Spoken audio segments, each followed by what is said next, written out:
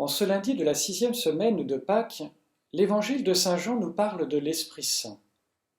L'Esprit Saint est un ami qui se fait chaque jour pour nous comme un compagnon de route.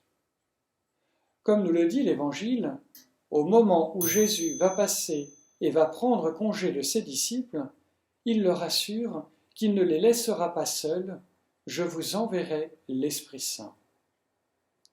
À cette promesse, le Christ explique qui est l'Esprit Saint et ce qu'il fera ou accomplira en nous, et en particulier qu'il rendra témoignage au Christ. L'Esprit Saint est Dieu qui rend témoignage de Jésus en nous. La vie chrétienne ne peut pas se comprendre sans la présence de l'Esprit Saint. Sinon, elle ne serait pas chrétienne. Ce serait une vie religieuse, païenne, compatissante, comme celle de celui qui croit en Dieu, mais sans la vitalité que Jésus peut lui apporter comme disciple.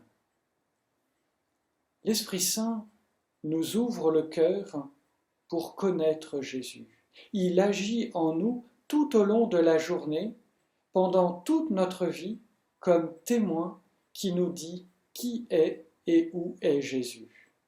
C'est une invitation à vivre des sacrements en Église. Tous les sacrements apportent le don de l'Esprit Saint.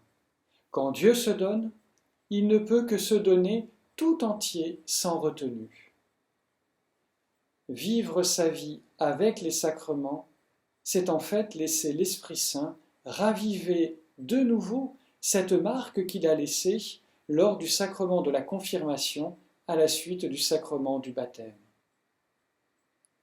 Par exemple, dans l'Eucharistie, l'Esprit Saint consacre le pain et le vin qui, à travers les paroles du prêtre, deviennent le corps et le sang du Christ, comme une nourriture venant de Dieu qui nous soutient dans le quotidien. Dans la réconciliation, l'Esprit Saint nous aide à révéler nos péchés et à demander pardon pour accueillir le pardon de Dieu. Et nous pourrions le faire dans tous les autres sacrements, mais aussi particulièrement dans la parole de Dieu. L'Esprit Saint nous permet d'entendre le Christ lui-même nous parler et changer notre vie. Car l'Esprit Saint anime l'Église en son sein et rassemble les chrétiens dans l'unité. Dieu n'attend pas d'abord nos efforts pour agir dans la vie d'un chrétien, car au-delà des sacrements, l'Esprit Saint y travaille à sa manière, bien souvent sans que l'on s'en aperçoive. Mais vivre de l'Esprit Saint invite à se rendre attentif à son action dans notre vie. C'est finalement un surcroît d'amour, de paix, de joie que l'Esprit Saint va nous donner et va nous aider pour être et surtout donner le meilleur de nous-mêmes. Quand on en prend conscience, on ne peut que remercier Dieu, lui rendre grâce et désirer de vivre davantage de l'Esprit Saint que Dieu ne cesse de vouloir nous donner.